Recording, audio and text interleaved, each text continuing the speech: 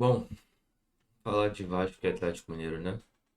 Jogo de ontem, 1-1, São Januário, que já começou de jeito horrível, né?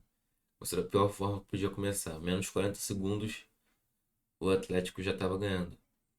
Uma jogada assim. Normalmente, quando tem esses gols muito rápidos, é do time que começou com a bola, né? O time começa com a bola e tal, ataca rápido e faz o gol. Que não foi o caso do gol do Atlético ontem. O Vasco começou com a bola, foi ao ataque, conseguiu perder. E o Galo teve um contra-ataque assim, perfeito. E o Vasco uma recomposição tenebrosa. Tenebrosa. Eles conseguem fazer essa transição ofensiva livres. Até que a bola chega no Gabriel Menino. Ele tem tempo de parar, dominar, olhar se tinha algum passe, pensar, chutar e não chegou ninguém. E aí ele acerta um belo chute e faz 1-0 pro Galo. Eu acho que nessa jogada é assim, o erro do time todo, que recompôs muito mal, demorou muito para voltar defendendo, para correr para trás, mas principalmente ele do Puma. Quando o Gabriel Menino pega a bola, ele não ataca, não ataca a bola. E aí podem falar, mas tinha o Natanael, lateral do Galo, passando. Não, ele foi passar muito depois. No momento que o menino deu o chute que passou o Natanael. Então o erro do Puma não se dá por isso. Entende? Não se dá por isso. E daí pra frente, o Vasco teve um domínio maior do jogo, naturalmente, né? Já devia ter, mesmo sem tomar gol, provavelmente. Mas com 1-0 no Galo no placar, era natural que isso acontecesse. E o Galo, naturalmente, também deu uma. Não muito, mas recuou um pouco e começou jogando pelo contra-ataque, criando algumas chances perigosas nesse contra-ataque, nessa bola no Rony. Mas as principais chances foram do Vasco, no primeiro tempo. Um pouco depois, aos, aos 18 minutos, aos 15 na verdade, né? O pênalti do Coutinho foi marcado. No ao vivo, eu não tinha achado que tinha sido pênalti, eu tava no estádio, né? Então foi um lance muito rápido e tal. Então eu nem me liguei do pênalti. Mas quando passou. Quando o juiz foi pro VAR e mostrar no replay no telão, ficou claro que foi pênalti. O Coutinho tá se preparando para chutar.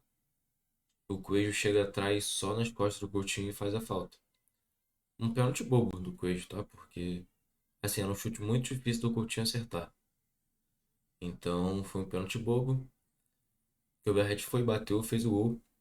E aí, nesse gol fica o detalhe para comemoração. Primeiro o Verratti comemorou sozinho, né?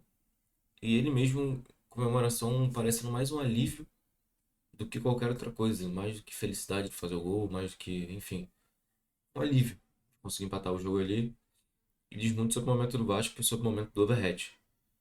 Que não vem bem, porque a mudança do estilo do jogo do Vasco, antigamente o Vasco cruzava a bola na área e via o que o Overhatch ia fazer. E com isso ele fazia alguns não, ele fazia muitos gols, quase todos. E era essencial pro jogo do Vasco. Hoje, que é um jogo mais construtivo, com o Diniz que se propõe a jogar futebol, o Verratti muitas das vezes atrapalha, porque ele não tem essa bola no pé, ele não tem essa habilidade de jogar com o pé para sair da área, participar da jogada. Então, não é uma boa fase do Verratti. E aí, nesse primeiro tempo, o Coutinho foi muito bem, participou bastante do jogo, teve lampejos do craque Coutinho. O Ryan foi bem também.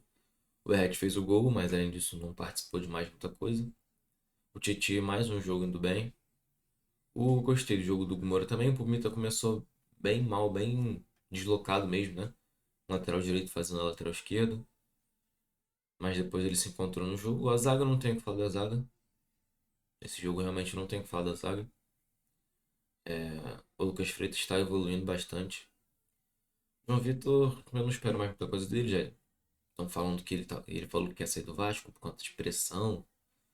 Enfim, era mais fácil não ser jogador, então, né? O Paulo Henrique, mais uma vez, muito bem. O Léo, quando foi acionado, tirando o gol do Galo, né? Que era uma bola, assim, na minha visão, indefensável.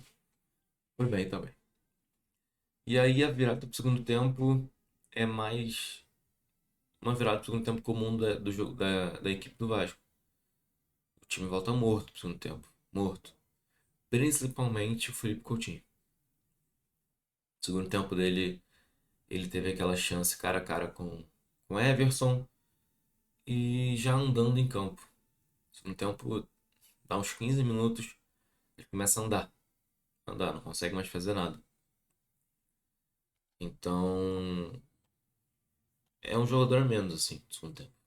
Dois, né? Porque já tendo o Verratti que não participa dessas jogadas com a bola no chão, é mais uma referência na área.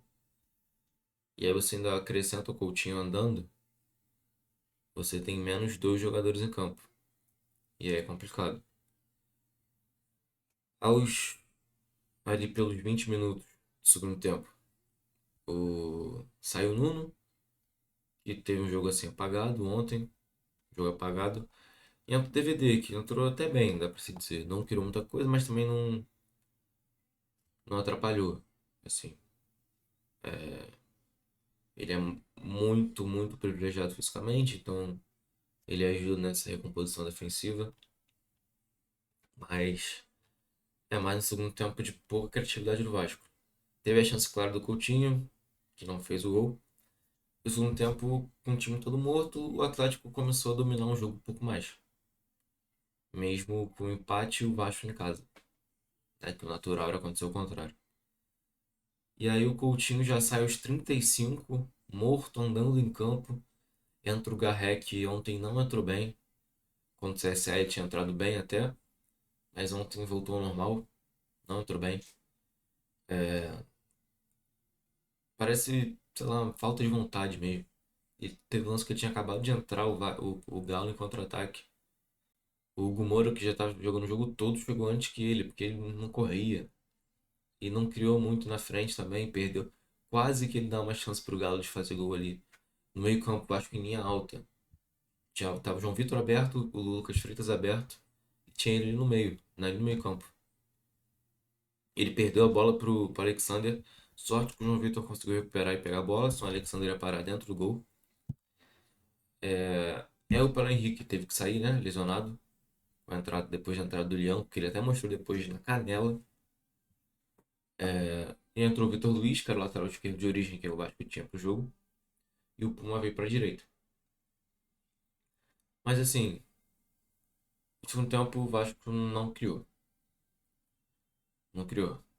É, o time morre no segundo tempo. Eu não sei se é o problema da preparação física, aparentemente é. E quando o Vasco tem que trocar, o nível cai demais. Cai demais. O time titular já não é lá essas grandes coisas. Um time ok, um time bom, ponto. E aí quando o Diniz tem que olhar pro banco, ele tem opções que não vão mudar o jogo. Isso complica. Vamos ver se o Andrés Gomes vai chegar, o jogador colombiano, né, do Rennes. Tem especulações aí do Carlos Cuesta, zagueiro da seleção colombiana, do Galatasaray. Vamos ver se eles vão chegar para ajudar. Porque hoje, quando tem que trocar, é complicado. Não dá para se dizer que foi um jogo ruim do Vasco, mas mesmo assim o Vasco não ganha. Mais uma vez, não joga mal e não ganha. Então, o próximo jogo vai ser complicado. É contra o Santos fora de casa, lá no Morumbi. Já tem 30 mil ingressos vendidos. O Santos que está numa crescente. Venceu, um tempo atrás venceu o Flamengo, venceu o Cruzeiro agora. Vencendo times que estão bem colocados na tabela. E o Vasco tem que ganhar.